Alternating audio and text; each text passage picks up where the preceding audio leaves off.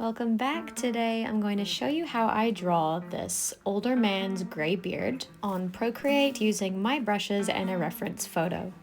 So firstly, for those who like to know, I am using an iPad Pro 13-inch and I use the Apple Pencil Pro. This is going to be a relaxed paced tutorial, but if you do like your videos sped up, this is how you can speed up my video to 2x speed. And lastly, I need to show you guys where you can get my brushes used in this tutorial so that you can follow along perfectly.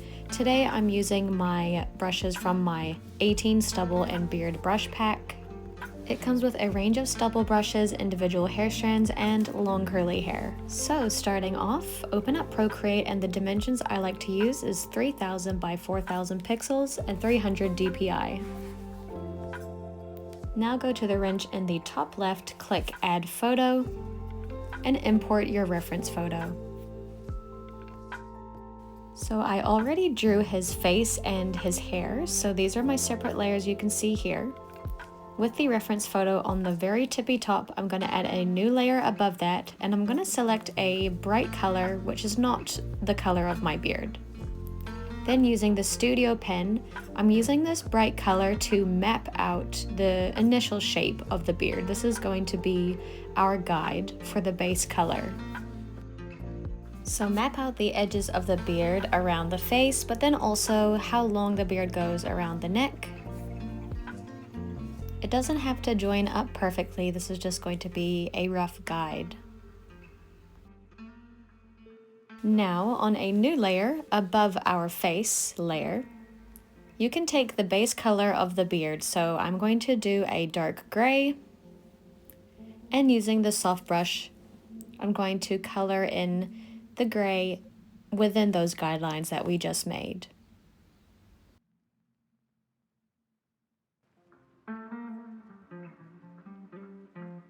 Now once finished, you can remove or delete that guideline layer. We do not need it anymore. Now with our base color gray, we are going to now do all of these light hairs that you can see. So you can use either a light gray or a pure white. Make a new layer above the original image. And I'm going to use my multiple long hairs brush. And what I'm also going to do to make the actual strands themselves be more smooth, I'm going to drag up the streamline to around halfway. Now what I'm going to do is on that photo layer, I'm going to tap with 2 fingers and bring the opacity down so that I can see what I'm working with. So now on that new layer, which we are going to make dedicated to our light hair strands, just start adding hair strands on all of the little spots that you can see.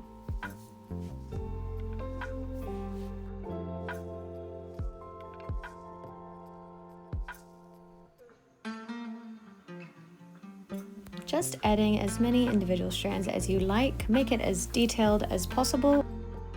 So I'm just going to speed this up because as you can see, all I'm doing is essentially going over the individual strands that I can see from the original image. Working on top of the original images like this is great for beginners, especially if you're starting out and you're not quite sure on how to map out a beard. Now for these tiny little hairs around the hairline, I'm using this brush to make the hairline a little bit more rough around the edges and make it look a little bit more realistic. If you don't want to draw the individual strands of the edge of your beard, you can use my beard line rounded brush, just like this. So we're almost finished, just keep filling in and doing randomized hair strands. Remember, a beard is often not uniformed, and especially this one that I have as a reference picture, it's a bit messy, so make sure your strokes are randomized and in different directions.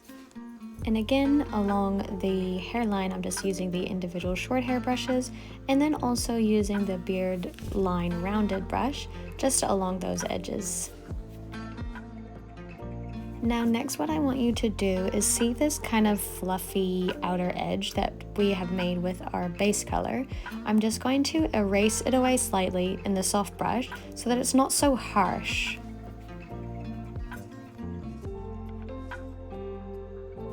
Now I want to bring my light hair strand layer down in order above the base color layer.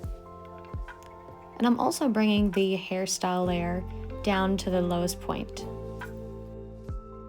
Now with 2 fingers, I'm bringing up the opacity of the original image again to see what I need to do next. Assess your original image and look out for darker shaded areas. So above the original image, using a dark gray in my case, I'm using this soft brush and I'm just going along this shaded section. So around the lips, just under the mustache, and along the cheekbones where the hairline is. Now for the edges of my beard, actually using my hair brush pack with the hair fill brush, I'm just going along that edge that we just softened up before with the eraser, and I'm just sharpening it up a little bit more with some curved edges, and then just erasing away it slightly just to soften it a little bit. If you do this step, drag that layer above your base color layer and merge them together. So now if you want to add more depth, look for sections which have darker hair strands. So on a new layer above the original image, I'm going to select almost pure black. And then I'm going to take the sharp and dark brush in my beard brush packs, and I'm just going to go along that area, along the hairline, adding in those super dark and short hairs. Now remember, when doing beards like this, you want the curve of your brush strokes to be randomized, as in a mix of short and long hairs, and to almost overlap each other. You don't want them to be uniformed and straight like this. So just take your time adding in these darker sections that you can see, making them randomized like as I showed you, but going in the same kind of swooping motion as the other hairs, if you know what I mean. Like for the mustache, for example, you can see that they all swoop out to the outer corners, but it's not done in a way where it's uniformed. They are still randomized, but they all curve into the same direction. Going to speed up this part just a little bit so that you can see how I'm filling in all these dark sections.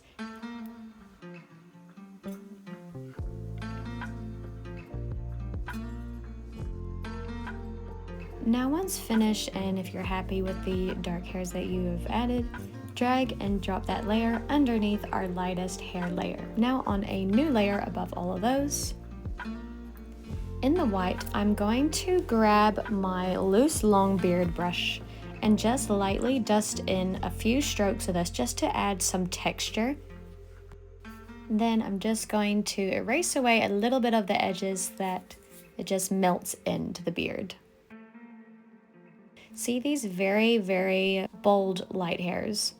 I'm going to take the sharp and dark brush in pure white, and I'm just going to highlight a few of the whitest white areas to make some of those individual strands really stand out against the rest. And this will also make the mustache look more pronounced and thicker compared to the rest of the beard.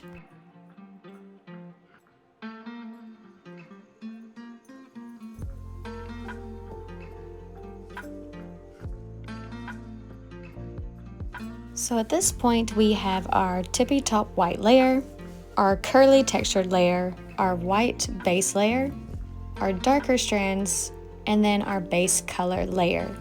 Now simply what I just want to do is erase away a little bit of this chin area on the bottom base color, because on the original picture, his chin is poking out a little bit here. Now what you can do is select all of your beard layers, group them together, and just to add that even more element of texture and realism, I'm going to use my scarce stubble brush and just dust it around the hairline.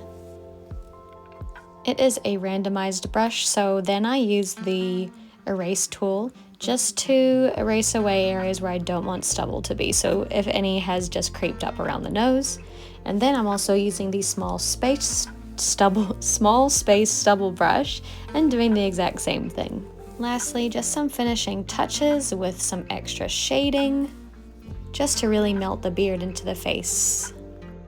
Now this is just a quick bonus, but if you want to match the eyebrows of your person to the beard, I'm just using my long individual strand brush just to add in a couple of grays into the eyebrows. And there you should have a lovely finished beard. What I suggest doing is duplicating your artboard first. And then what I do next is that's when I like to flatten all of my layers as one. So all of the beard layers become one. And that is the tutorial finish, you guys. You should have a nice man with a big gray beard by now, looking like Santa. Let me know in the comments below if you enjoyed this tutorial and what else you want to learn. And don't forget to click the link in my description to get my brushes used in this video.